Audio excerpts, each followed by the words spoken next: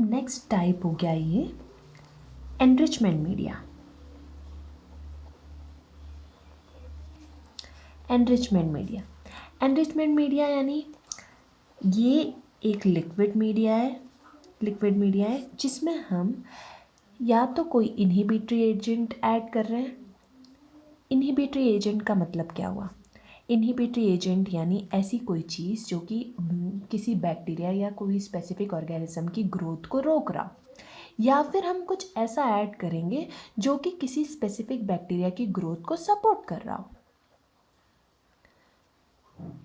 The growth of a certain bacteria. Okay, अब इसके examples में क्या आएगा? इसके एग्जाम्पल में आएगा टेट्राथियोनेट ब्रोथ, फिर आएगा सेलेनाइट एफ ब्रोथ, और लास्ट एक जीएन ब्रोथ। जीएन यानी ग्राम नेगेटिव। ग्राम नेगेटिव, अब इसके नाम से ही पता चलता है कि ग्राम नेगेटिव बैक्टीरियाज की ग्रोथ को सपोर्ट करेगा और ग्राम पॉजिटिव्स को सप्रेस कर देगा। ओके, अब जैसे मैंने पहले बताया था कि ब्रोथ यानी लिक्विड, एनरिच्ड मीडिया में क्या यूज़ होता है? Liquid media. और देखो सारे एग्जाम्पल्स में ब्रॉथ ही आया। अब फोर्थ टाइप में आएगा सिलेक्टिव मीडिया। सिलेक्टिव मीडिया और एनरिच मीडिया ऑलमोस्ट सेम है, बस सिलेक्टिव मीडिया में हम सॉलिड मीडिया यूज़ करेंगे। सॉलिड मीडिया प्लस कोई इनहिबिटरी एजेंट या फिर कोई सपोर्टर जो कि सपोर्ट करता हो ग्रोथ बैक्टीरिया की। इसके एग्जाम्पल में क्या आएगा? DCA, XLD या फिर LJ मीडियम। LJ मीडियम वही जो कि ट्यूबरकुलोसिस को डिटेक्ट करने के लिए यूज़ किया जाता है। लुइनस्टेन जेंसन मीडियम, जिसे माइकोबैक्टीरियम ट्यूबरकुलाई को डिटेक्ट करने के लिए यूज़ किया जाता है। अब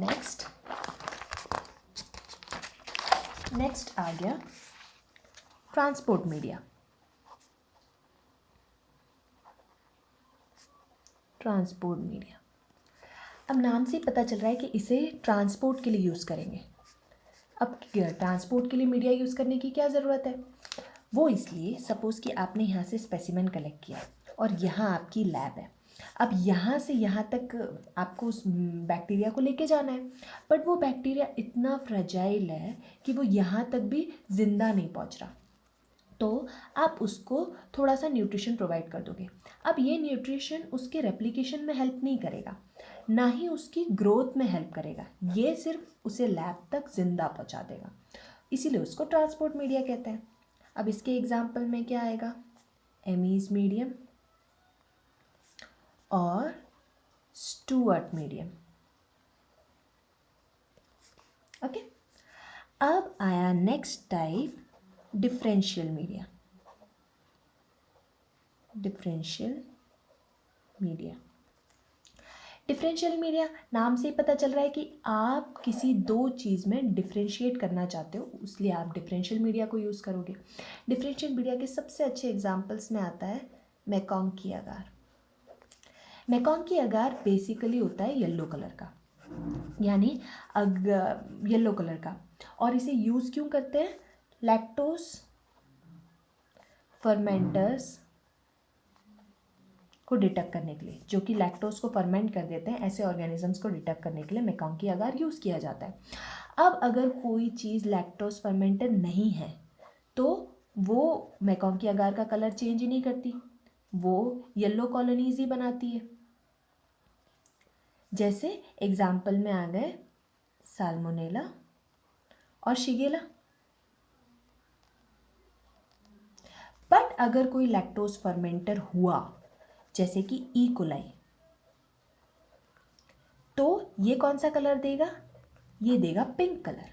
तो मेकॉन्ग की एक साइड पे येलो कलर दे रहा है और एक साइड पे पिंक, और अगर एक सैंपल में शिगेला और ई कोलाई दोनों हुए तो वो आधा येलो देगा और आधा पिंक। ऐसे आप उसे डिफ्रेंशिएट कर दोगे कि इसमें शिगेला भी है और ई कोलाई भी। अब इसी में एक और एग्जाम्पल आप ले सकते हो, वो है हेक्टोन्स अगार। ये भी सेम प्रिंसिपल पे काम कर रहा है, दो अलग अलग कलर देगा, एक साइड पे देगा ब्लैक और एक साइड पे देगा ग्रीन। अब पीछे वाला तो लैक्टोज फर्मेंटर था, ये कैसे डिटेक्ट होगा? अब ये उनमें डिफ्रेंशिएट करता है जो कि H2S प्रोड्यूस कर सकते हैं। तो जो प्रोड्यूस कर सकते हैं वो देंगे ब्लैक कलर, और जो प्रोड्यूस नहीं कर सकते वो देंगे ग्रीन कलर। अब इसमें भी जो प्रोड्यूस कर सकता है वो हो गया साल्मोनेला, और जो प्रोड्यूस नहीं कर सकता वो हो गई शिगेला। ओके, अब आ गया लास्ट पार्ट, वो है अनएरोबिक अगार।